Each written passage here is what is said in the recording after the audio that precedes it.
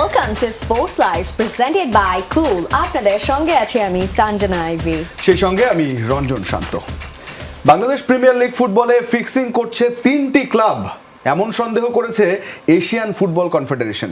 এরই মধ্যে অভিযুক্ত ঢাকা ওয়ান্ডারার্স, ফকিরের পুল ইয়াং মেন্স এবং চট্টগ্রাম আবাহনীকে চিঠি দিয়েছে বাংলাদেশ ফুটবল ফেডারেশন। হবে তদন্ত।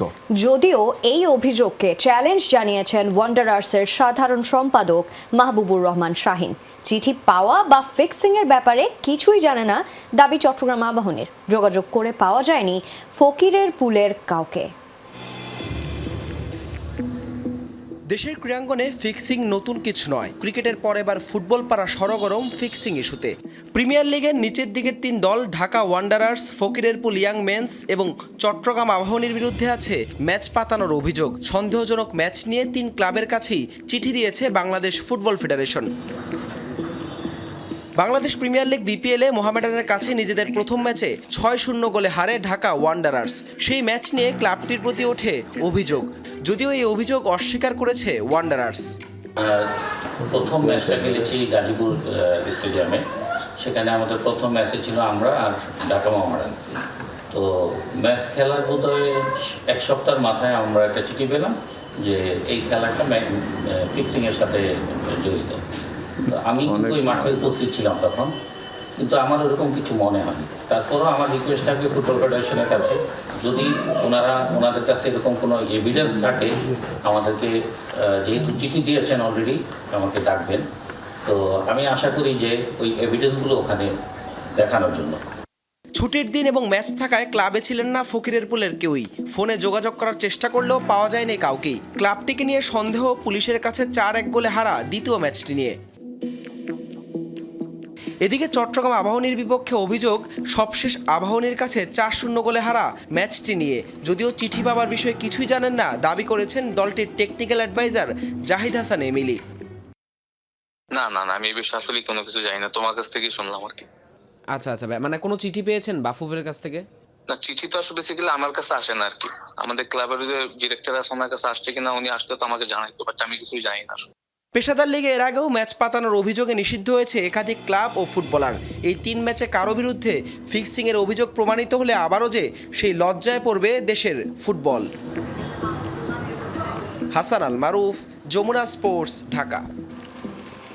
না, প্যাথেটিক হবে যদি ঘটনার সত্যতা মেলে। এখনো যদিও সেই ঘটনার সত্যতা মেলেনি, তবে এই যে প্রশ্ন ওঠা, এই ধরনের স্বচ্ছতা যদি থাকতো তাহলে হয়তো এই প্রশ্নগুলো উঠতো না। আসলে পুরো ফোকাস যেটা থাকে ক্রিকেটে থাকে বাংলাদেশে, এবং আন্তর্জাতিক ফুটবল যখন হয় তখন হয়, কিন্তু ঘরোয়া ফুটবল যখন হয় অনেক কিছুই হয়তো হয়ে যায়, সেটা নিয়ে প্রশ্ন উঠছে। একদমই তাই, কিন্তু ফুটবল ফেডারেশনকে আমরা আহ্বান জানাতে পারি আরও বেশি সচেতন হওয়ার জন্য, এবং সেই সাথে তদন্তটা চালিয়ে যাবে তারা। ফুটবলটা আসলে ফুটবলের মতো এগিয়ে যাক, মাঠের বাইরের কোনো ঘটনা যেন ফুটবলকে আসলে কলঙ্কিত না করে। তবে সুখবর আছে নারী ফুটবলে। রেকর্ড অঙ্কের পৃষ্ঠপোষকতা পেতে যাচ্ছে বাংলাদেশ নারী ফুটবল দল। 6 বছরের চুক্তিতে বর্তমানের চেয়ে প্রায় 2.5 গুণ বেশি অর্থ পাবে টানা দ্বিতীয় সাফজয়ী নারী দল। তাতেই মিটবে বেতন, ক্যাম্প খরচ সহ নারী ফুটবলের সব কার্যক্রম। আর ডিজিটাল মিডিয়ায় সাবিনা ঋতুপর্ণাদের জনপ্রিয়তাকে কাজে লাগাতে সরব হচ্ছে বাফুফে। পাশাপাশি ইউরোপিয়ান লিগে ফুটবলারদের সুযোগ করে দেওয়ার চেষ্টা চলছে বলেও জানান বাফুফের সহ সভাপতি ফাহাদ করিম। ইতিহাস সৃষ্টি করে টানা দ্বিতীয় সাফ শিরোপা জয় বাংলাদেশ নারী ফুটবল দলের, কিন্তু তারপরও অনিয়মিত বেতন, ক্যাম্প না হওয়া নিয়ে নেতিবাচক শিরোনামে বাংলাদেশ ফুটবল ফেডারেশন। তবে সেই আক্ষেপ এবার ঘুচতে যাচ্ছে। মিলেছে রেকর্ড অঙ্কের পৃষ্ঠপোষকতা। পুরনো প্রতিষ্ঠান ঢাকা ব্যাংক বর্তমানের চেয়ে দ্বিগুণেরও বেশি অঙ্কে চুক্তি নবায়ন করছে বাফুফের সঙ্গে, যে অর্থে সম্পন্ন হবে নারী ফুটবলের প্রায় সব কার্যক্রম। আমি 6 বছরের জন্য আবার রিনিউ করেছি, এবং একই সাথে শুধু রিনিউ না, ওভারঅল যে সুবিধাগুলো ছিল সেগুলি আমরা ইনক্রিজ করেছি। এতদিনে যে তারা সাফল্য এনেছে বাংলাদেশে, আমাদের দিয়েছে বাংলাদেশকে, এবার আমরা তাদেরকে যেভাবে পার্টনারশিপ করে প্রেজেন্ট করব, ইনশাল্লাহ that will be very much deserving for them. ধারাবাহিক সাফল্যে জনপ্রিয়তায় কোনো অংশে পিছিয়ে নেই ঋতুপর্ণা, সাবিনারা। সামাজিক যোগাযোগ মাধ্যমে রয়েছে ঈর্ষণীয় ফ্যান ফলোয়ার। বিজ্ঞাপনের মডেল হিসেবেও দেখা মিলছে তাদের এই জনপ্রিয়তাকে এবার পুঁজি করতে চায় ফেডারেশন। সোশ্যাল মিডিয়া প্ল্যাটফর্মগুলি আছে ওগুলি সবগুলিকে ইউনিফাইড করার কাজটা চলছে এখন। আমরা ইতিমধ্যে ফেসবুক, ইউটিউবের সাথে বেশ কয়েকটি মিটিংও করেছি, অনলাইন মিটিং করেছি, এবং আমাদের একটা টিম ডেডিকেটলি কাজ করছে এটার জন্য। একটি ডেডিকেটেড ওয়েবসাইট, তাদের জন্য ডেডিকেটেড ফেসবুক, ইনস্টাগ্রাম এই অ্যাকাউন্টসগুলি আমরা করব just for the women's team. পুরুষ ফুটবলের মতো নারী ফুটবলেও আসছে সুখবর। ইংল্যান্ড ও সুইডেন বংশোদ্ভূত 2 প্রবাসী নারী ফুটবলার নাম লেখাতে চান লাল সবুজ দলে। পাশাপাশি ইউরোপের মানসম্মত সব লিগে ফুটবলারদের সুযোগ করে দেওয়ার পরিকল্পনাও হাতে নিয়েছে বাফুফে। আমি ব্যক্তিগতভাবে যোগাযোগ করেছি ইউরোপিয়ান একটি খুব বিখ্যাত একজন এজেন্টকে, যিনি বিশ্বের বিভিন্ন দেশ থেকে প্লেয়ারদের নিয়ে উনি ডেনমার্ক, সুইডেন, ফিনল্যান্ড মানে স্ক্যান্ডিনেভিয়ান দেশগুলিতে প্লেয়ার নিয়ে আসেন। তো তার সাথে আমি নিজে সরাসরি যোগাযোগ করেছি এবং তিনি ইচ্ছা পোষণ করেছেন। ইনশাআল্লাহ আগামীতে আমরা আশাবাদী যে আমাদের বেশ কিছু নারী ফুটবলার আন্তর্জাতিক লিগগুলিতে খেলবে বিদেশের মাটিতে।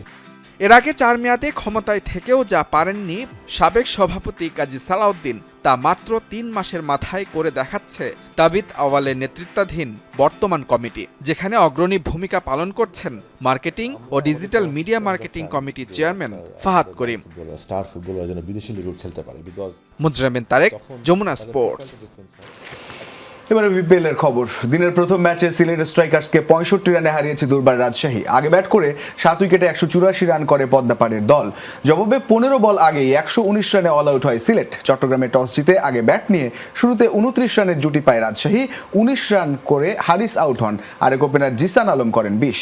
কেউই বড় স্কোর না পেলেও সবার ব্যাটেই আসে মাঝারি মানের রান। সর্বোচ্চ 41 রান করেন রায়ান পার্ল, 32 আসে এনামুল বিজয়ের ব্যাটে। এছাড়া ইয়াসির আকবর ও মৃত্যুঞ্জয়দের ক্যামিওতে 184 রানে পৌঁছায় পদ্মাপাড়ের দল। জবাবে দলীয় 13 রানের মধ্যেই 2 ওপেনারকে হারায় সিলেট। রনি তালুকদার 4 ও পল স্টার্লিং 4 রান করে আউট হন সানজামুলের বলে। এরপর 58 রানের জুটি জাকির হাসান ও জর্জ মুন্সিরা।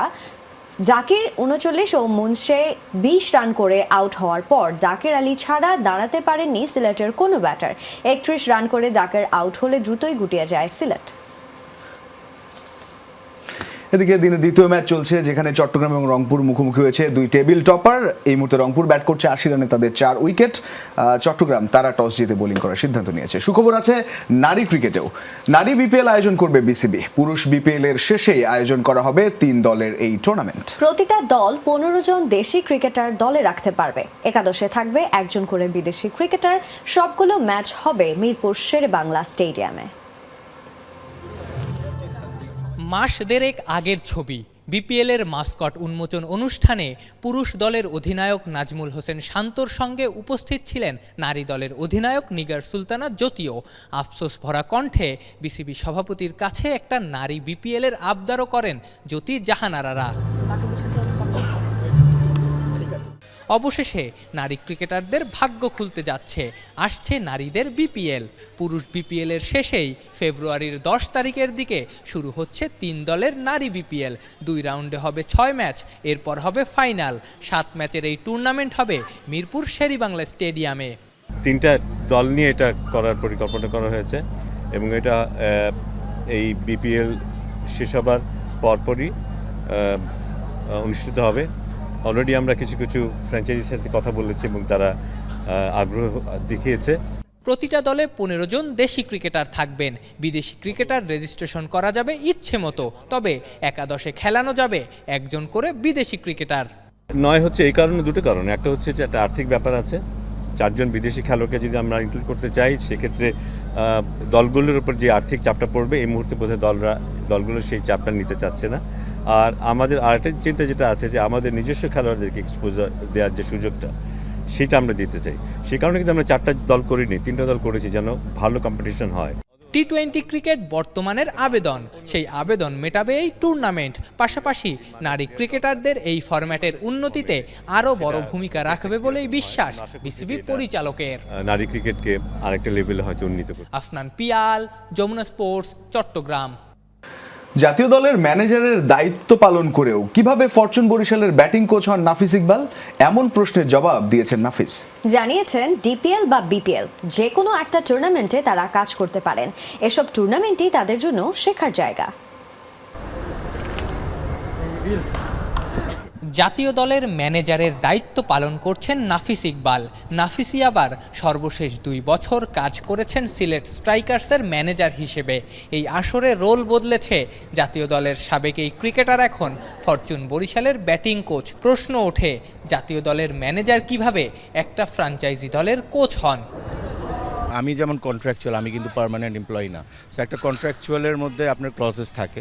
সো ওই ক্লজে আমি যখন ক্রিকেট বোর্ডে আসি তখন কিন্তু আমার ওইভাবে ক্লজ ছিল যে আমি যে কোনো একটা ফ্র্যাঞ্চাইজি লিগে আমি পার্টিসিপেট করতে পারবো। বিভিন্ন সময়েই জাতীয় দলের ফিজিও, অ্যানালিস্ট, ট্রেনারের ভূমিকা পালন করাদেরও দেখা যায় বিপিএলের বিভিন্ন দলে। নাফিসের মতে এটাই তাদের শেখার জায়গা। ক্রিকেট প্রফেশনাল বলেন, আপনি যদি কোথাও কাজ না করেন তো আপনি ডেভেলপ করবেন কিভাবে? আপনাকে ডেভেলপ করার জন্য কিন্তু আপনাকে কাজ করতে দিতে হবে। আপনি যদি এক জায়গায় জাস্ট স্থির হয়ে থাকেন, আপনার ডেভেলপমেন্টের পরীক্ষাটা তার হলো না। So it is very important যে যারা যারা কাজ করছে, সে কোচ হোক, ট্রেনার হোক, whether it's a BCB employee or not, তাদেরকে ওই প্র্যাকটিক্যাল একটা এক্সপিরিয়েন্সের জন্য কিন্তু থাকাটা ইটস ভেরি ইম্পর্টেন্ট। আদারওয়াইজ কিন্তু আমার মনে হয় না তার গ্রো করার কোনো উপায় থাকবে। আমি আপনাকে কোয়েশ্চেন করি, একটা ফিজিও হোক বা একটা ট্রেনার হোক, তাকে বোর্ড নিয়োগ দিয়েছে, তো তার ডেভেলপমেন্ট আপনি কিভাবে বুঝবেন যদি সে কোনো কন্টেস্টে পার্টিসিপেট না করে? আপনি যদি একটা স্টুডেন্ট হন, আপনি যদি জাস্ট ক্লাসই করে গেলেন, আপনার যদি পরীক্ষা না হয়, তাহলে আপনি কিভাবে বুঝবেন যে সে ভালো? ক্রিকেট অপারেশনস ম্যানেজার শাহরিয়ার নাফিসকেও নিয়মিত দেখা যায় রংপুর রাইডার্সের ব্যাটিং কোচের দায়িত্বে। পরিচালক থাকাকালীনও প্রতি বিপিএলেই কোচ হিসেবে দেখা যেত খালেদ মাহমুদ সুজনকেও। আফনান পিয়াল, যমুনা স্পোর্টস, চট্টগ্রাম। বাংলাদেশ ক্রিকেট বোর্ডের চাকরি ছেড়েছেন নিক পোথাস। পারিবারিক কারণ দেখিয়ে চাকরি থেকে অব্যাহতি নিয়েছেন এই দক্ষিণ আফ্রিকান।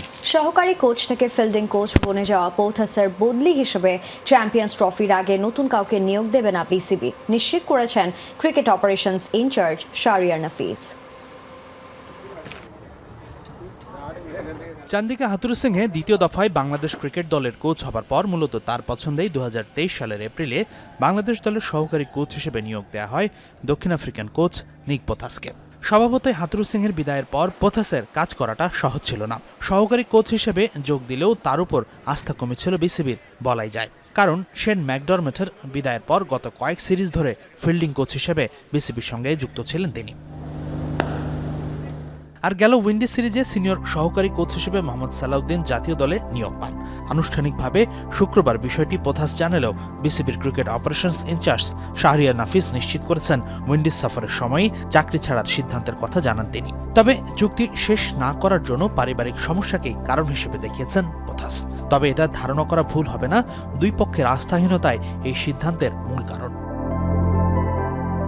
শুক্রবার সামাজিক যোগাযোগ মাধ্যমে একটি পোস্ট দেন পোথাস, যেখানে তিনি লিখেন, অন্য সব ভালো কিছুর মতোই অবশ্যই এই অধ্যায়েরও সমাপ্তি হতেই হতো। বিসিবিতে কিছু অসাধারণ মানুষের সঙ্গে দারুণ কিছু মুহূর্ত কাটিয়েছে। আমরা অনেক রেকর্ড ভেঙেছি, ইতিহাস গড়েছি, অসাধারণ স্মৃতি করেছি। এখন পরিবারের সাথে ভালো কিছু সময় কাটাতে চাই। দেখা যাক পরের অধ্যায়ে কি আছে। বাংলাদেশ ক্রিকেটের প্রত্যেকের জন্য এবং সামনের রোমাঞ্চকর একটি বছরের জন্য শুভকামনা। আমি তোমাদের মিস করব। বাংলাদেশে যোগ দেবার আগে ইংলিশ কাউন্টি ক্লাব হ্যাম্পশায়ারের উইকেট কিপিং কোচ ছিলেন তিনি। এর আগে 2017-18 মৌসুমে শ্রীলঙ্কা আর 2018-19 মৌসুমে ওয়েস্ট ইন্ডিজ দলের হেড কোচের দায়িত্ব পালন করেছিলেন এই প্রোটিয়া। তবে পোথাস চাকরি ছাড়লেও চ্যাম্পিয়ন্স ট্রফির আগে ফিল্ডিং কোচ হিসেবে কাউকে নিয়োগ দেবে না বোর্ড, এমনকি দেশি কোনো কোচকেও দেয়া হবে না আপৎকালীন দায়িত্ব, নিশ্চিত করেছেন শাহরিয়ার নাফিস। হাসিনুর রহমান, যমুনা স্পোর্টস, ঢাকা। অনুষ্ঠিত হলো active pulse 10K running event. সকালে রাজধানী ধানমন্ডিতে রবীন্দ্র সরোবরে দৌড়ে অংশ নেন নানা বয়সী 2500 মানুষ। এই আয়োজনে দেহ মন সুস্থ রাখার বার্তা দেয়া হয়। এটি অ্যাক্টিভ পালসের দ্বিতীয় উদ্যোগ, যার মিডিয়া পার্টনার ছিল যমুনা টেলিভিশন। সূর্য ওঠার তখনও বাকি অনেকক্ষণ। রবীন্দ্র সরোবরের সামনে থেকে শুরু হয় দৌড়। ভোরের কুয়াশা মারিয়ে সবার লক্ষ্য সফলভাবে দৌড় শেষ করা। অ্যাক্টিভ পালস 10K ইভেন্টে দৌড়ের ক্যাটাগরি ছিল 3টি: 10 কিলোমিটার, 5 কিলোমিটার আর খুদে বন্ধুদের জন্য 1 কিলোমিটার। শিশুদের উচ্ছ্বাস নজর কাড়ে সবচেয়ে বেশি। মা বলেছে দৌড়াইতে মেডেল পাওয়া যাবে। আমি আজকে 5 কিলো রান দিয়েছি। আমার বাবা বলছে যে তুমি করতে হবে, তুমি না জিতে তুমি আবার চেষ্টা করবে। দৌড়ালে আমাদের শরীর ভালো থাকে। বলেছে যে কতক্ষণ শুয়ে থাকো, পরে দৌড়াতে যাব। আজকে তো 1 কিলোমিটার দৌড়ালো, এর নরমালি 2 কিলোমিটারও পারে মাশাআল্লাহ। প্রায় 2,500 অংশগ্রহণকারীর মধ্যে উল্লেখযোগ্য ছিলেন নারী। দেখে যে কারো মনে হবে পারিবারিক এক মিলন মেলা। সুস্বাস্থ্যের জন্য দৌড়ানো জরুরি। আমার 10 মাসের বাচ্চা, আমি রাজশাহী থেকে চলে আসছি জাস্ট দৌড়ানোর জন্যই। এটা আমার জন্য ভালো একটা এক্সাইটমেন্টের ছিল। তো সবার সাথে খুব ভালোভাবে আমরা গল্প করতে করতে রানটা শেষ করেছি। ওর রান করা পছন্দ, এর জন্য আর কি দেয়া। ওই স্কুলের রানেও ফার্স্ট হয়েছে। দৌড়েছেন পেশাদার অনেকে, বিজয়ী হয়েছেন মূলত তারাই। মায়ের দোয়া না ছাড়া তো এই জায়গাতে আসা নাই। সবসময় দোয়া করে দেয় যে ফার্স্ট হবো, সেকেন্ড হবো, এই মানে পডিয়ামের ভিতরে থাকবো, এটাই সবসময় বলে।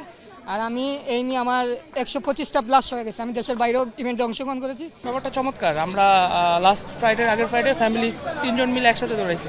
হেলদি লাইফের জন্য কিছু না কিছু স্যাক্রিফাইস তো করতেই হবে। আমি না হয় ঘুমটাই আজকে করলাম, সবাই যদি এভাবে একটু স্যাক্রিফাইস করে তাহলে মনে হয় হেলদি থাকা যাবে। অ্যাক্টিভ পালস 10K ইভেন্টে ছিল সুস্থ থাকার বার্তা। ভবিষ্যতে বড় পরিসরে আয়োজনের পরিকল্পনা রয়েছে, এমনটাও জানান সংশ্লিষ্টরা। এই জায়গায় নতুনভাবে রুট বের করে এত বাসাবাড়ির মধ্যে দিয়ে রান করানো, এটা একটা বেশ চ্যালেঞ্জিং বিষয় ছিল। বাট আমার মনে হয় আমাদের টিম খুব ভালোভাবে এটা সাকসেসফুলি করতে পেরেছে। পরে বিজয়ীদের হাতে তুলে দেওয়া হয় পুরস্কার, শুভেচ্ছা স্মারক তুলে দেওয়া হয় ইভেন্টের স্পন্সর এবং মিডিয়া পার্টনার প্রতিষ্ঠানের প্রতিনিধিদের হাতে। তাজনুর ইসলাম, যমুনা নিউজ, ঢাকা। এই ছিল আজকের স্পোর্টস লাইভে। এতক্ষণ সঙ্গে থাকার জন্য সবাইকে ধন্যবাদ। আল্লাহ হাফেজ।